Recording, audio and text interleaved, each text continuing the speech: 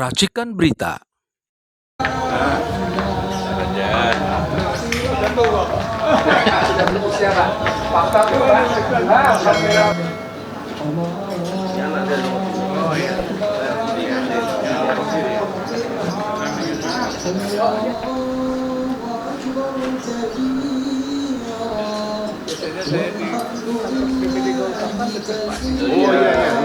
Assalamualaikum warahmatullahi wabarakatuh.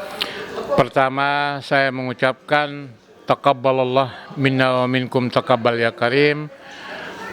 Mohon maaf lahiran batin, selamat merayakan Hari Idul Fitri 1 Syawal 1445 Hijriah atau bertepatan dengan tanggal 10 April 2024. Semoga Ramadan kita yang kita isi dengan sholat berjamaah, sholat lail, sholat tarawih, tilawatil Quran, dzikir, sedekah, pembayaran zakat dan sebagainya, semuanya amal kebaikan kita, berbuat baik sesama dengan tetangga, berbuat baik sesama kita. Mudah-mudahan semua amal kita semuanya diterima oleh Allah Subhanahu wa taala, baik individu, kelompok maupun bangsa ini. Itu yang pertama. Nah, yang kedua, kita tahu semua bahwa sesuai perintah Quran kita diperintahkan saum, ya kan? Menahan diri dari godaan hawa nafsu, godaan perbuatan-perbuatan munkar. Dan dengan demikian selama 29 atau 30 hari kita saum Ramadan itu, nafsu kita dapat terkendali, baik secara pribadi, berkelompok maupun sebagai bangsa. Nah, hari ini kan kita melihat bagaimana terjadi katakanlah pertempuran, ya kan?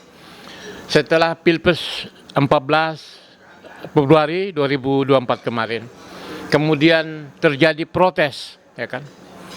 Protes dari berbagai kalangan, akademisi, mahasiswa, ya kan, tokoh-tokoh masyarakat, baik di KPU, baik Bawaslu, baik di DPR maupun di MK. Ini tentunya menghendaki perjalanan bangsa ke depan ini, bangsa ini harus dipimpin oleh pemimpin yang jujur, yang adil, yang visioner, ya kan, yang mengetahui bagaimana negeri ini harus dipimpin secara benar dan baik sesuai dengan konstitusi. Kenapa? Memang kita melihat setelah amandemen Undang-Undang 45 tahun 2002 melahirkan konstitusi baru, ya kan, Undang-Undang 2002, tetapi oleh beberapa kalangan mengklaim bahwa undang-undang kita masih tetap sebagai Undang-Undang 1945. Padahal ini sudah menyimpang jauh. Nah, oleh sebab itu, ke depannya setelah Pilpres 2024 kemarin, ke depannya kita harus kembali kepada jati diri bangsa ini adalah jati diri proklamasi 17 Agustus 1945 dan jati diri konstitusi, yakni Undang-Undang 45 asli. Sehingga dengan demikian tidak lagi terjadi pemilihan langsung yang mengakibatkan perpecahan, gontok-gontokan, ribut, ya kan? Kita habiskan energi bangsa ini hanya karena kita bertengkar kepada hal-hal bukan substantif, ya kan? Nah, inilah Ramadan selama 30 hari ini menggodok kita supaya kita menjadi manusia-manusia yang bijaksana, manusia-manusia yang cerdas, agar supaya tahun ke depan menuju kepada Indonesia Emas 2045 ini, kita lagi tidak menghabiskan energi bangsa ini untuk bertengkar, untuk ribut, untuk cari caci maki. Tetapi betul-betul kita menghadirkan pemimpin yang bisa mengayomi, pemimpin yang bisa mencintai, pemimpin yang tidak menciptakan perpecahan. Oke lah, mungkin 10 tahun mulai 2015 sampai 2024, selama 10 tahun, kita memang punya presiden, tetapi mendapat kritikan, ya kan? Kan tak elok. Presiden kita dihujat, dibully, ya kan, hampir setiap saat. Begitu kita buka medsos, ya kan, dari semua jenis medsos, itu presiden kita dibully, kepala negara kita dibully. Nah, sudah saatnya berhenti, stop. Bagaimana cara mengembalikan pemimpin kita bukan dipilih dengan sistem-sistem one man one vote, sistem liberal yang itu menciptakan perpecahan, adu domba, dan ketegangan-ketegangan, baik ketegangan-ketegangan di kalangan partai politik, ketegangan di masyarakat. Nah, kita ingin pemimpin ke depan itu pemimpin yang mengayomi, yang mencintai. Dan oleh sebab itu, untuk itu, kita tetap, meskipun hari ini, Pilpres dan Pemilu untuk menggunakan Undang-Undang Dasar 2002, tetapi ke depannya nanti, kita memilih pemimpin berdasarkan musyawarah mufakat, sesuai dengan jati diri bangsa ini, supaya energi kita tidak habis, sehingga ke depan itu betul-betul kita mendapat pemimpin yang kita cintai bersama. Dia mengayomi kita semua. Dan segala aset bangsa ini, ya kan, kekayaan alam ini kita gunakan untuk kesejahteraan, kemakmuran, dan bagaimana membangun kecerdasan di bangsa ini. Tidak lagi menggunakan bantuan-bantuan sosial untuk kepentingan politik, apalagi Pilpres atau pemilu dengan cara-cara yang curang. Jadi sekali lagi, hentikan segala itu, kita kembali sesuai dengan konstitusi, jati diri bangsa adalah kembali kepada Undang-Undang 45 ASI. Dan inilah semangat Ramadan, 1 Syawal ini, dan kita melihat Indonesia ke depan, bagaimana kita kembali jati diri bangsa ini adalah kembali pada Undang-Undang 45. Itu adalah pesan Ramadan yang saya tangkap, yang saya jalani selama sebulan ini.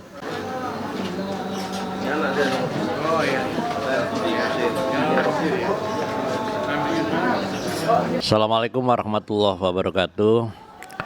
Selamat merayakan Idul Fitri, hari kemenangan setelah kita berperang melawan hawa nafsu, jihad melawan hawa nafsu.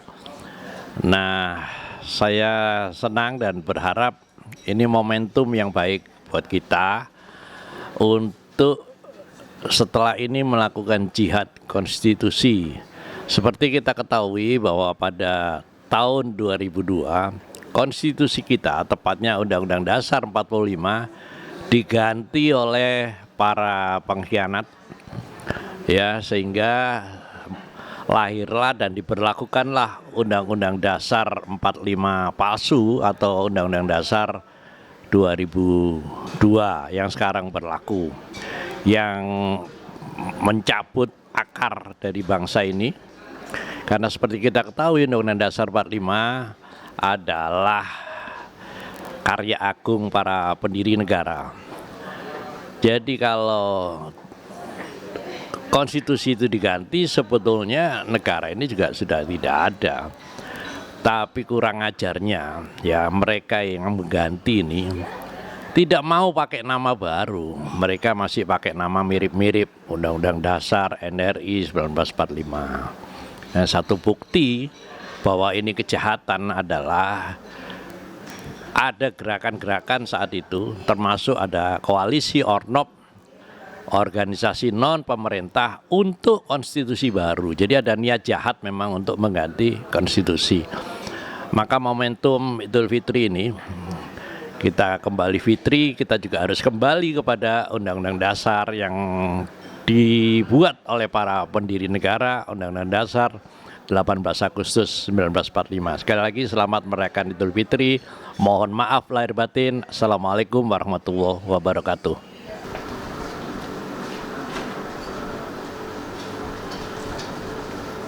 Ini yang kelima. Setelah mengikuti sholat Id bersama menggemakan takbir tahlil tahmid tadi di rumah dinas Ketua DPR RI Bapak Insinyur Haji AA Lanyala Mataliti, dan dari tempat rumah dinas beliau, saya mengkomentari pernyataan sahabat saya Dr. Jul, hubungan antara Ramadan dan konstitusi palsu. Ini konstitusi palsu ini adalah jelas-jelas mengkhianati dan mengingkari sejarah perjalanan bangsa ini, di mana para founding fathers sudah berjuang mati-matian untuk bagaimana memerdekakan bangsa ini, kemudian mengawal perjalanan bangsa ini dengan konstitusi asli. Tetapi semenjak 2002, ya kan, sampai 2024, 22 tahun, negeri ini dibawa kepemimpinan konstitusi palsu, sebagaimana disampaikan oleh Dr. Zulkifli Okume tadi. Jadi bangsa ini, jika kita ingin berjalan sesuai dengan amanah para pendiri bangsa, maka kita menghentikan negeri ini dengan mengatur menggunakan Undang-Undang Dasar baru 2002 yang mana itu adalah palsu. Jadi kita kembali kepada jati diri bangsa ini adalah kembali ke Undang-Undang 45 asli, dan itu adalah karakter asli sejarah bangsa ini. Maka dikatakan tadi Ramadan dan konstitusi palsu ini memang sudah harus, kalau kita mau nilai Ramadan dipertahankan, harus kita kembali kepada 45 asli, bahwa dan kita lagi tidak menggunakan undang-undang dasar atau konstitusi palsu yang selama ini. Kan ini penipuan namanya kan. Bagaimana kita bisa mendapat puasa itu berkah kalau kita mengatur bangsa ini dengan undang-undang dasar palsu 2002? Itu penipuan. Isinya 97% itu adalah undang-undang dasar baru, tapi kita kemas itu, casing itu dengan mengatakan bahwa itu asli. Satu. Yang kedua, di undang-undang dasar 2002 ini antara batang tubuh dan pembukaan ini dipisahkan. Pancasila sudah nggak ada. Jadi kalau negeri ini kita kembali kepada jati diri, kembali kepada semangat kebangsaan, kembali kepada semangat sesuai dengan cita-cita para pendiri bangsa dan kita semua harus dikembalikan. Bagaimana mengembalikan Pancasila itu menjadi batang tubuh? Contoh apa? Di dalam pemilihan presiden sekarang ini one man one vote tidak ada dalam Pancasila. Yang ada itu adalah musyawarah mufakat. Jadi benar apa yang dikatakan oleh Dr. Zulkifli Komai tadi, bahwa ini adalah salah palsu.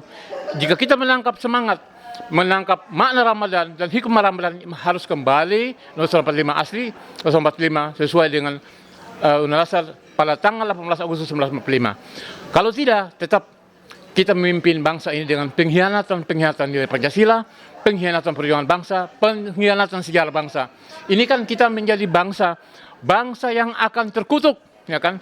Bangsa yang akan berkhianat kepada perjuangan nilai-nilai para pendiri bangsa ini. Bagaimana kita bisa menjadi bangsa besar kalau kita sendiri mengkhianati perjuangan oleh para pendiri bangsa dengan tetap mempertahankan Undang-Undang Dasar palsu tahun 2002 yang kita melakukan kebohongan, penipuan kepada masyarakat luas bahwa ini Undang-Undang 45. Ini salah besar. Jadi jika ingin kita kembali bangsa ini menjadi bangsa yang dirahmati Tuhan, bangsa yang diberkahi Tuhan, yang dipimpin oleh ketuhanan yang Maha Esa, sebagaimana sila pertama Pancasila, maka kita harus kembali Undang-Undang 45 asli.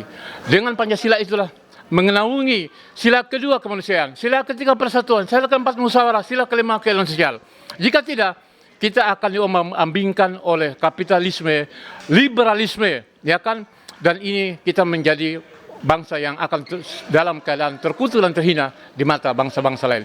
Semangat Ramadan adalah semangat bagaimana secara berbangsa kembali kepada Pancasila 45, ya itu adalah Undang-Undang Dasar 45 asli. Oh iya.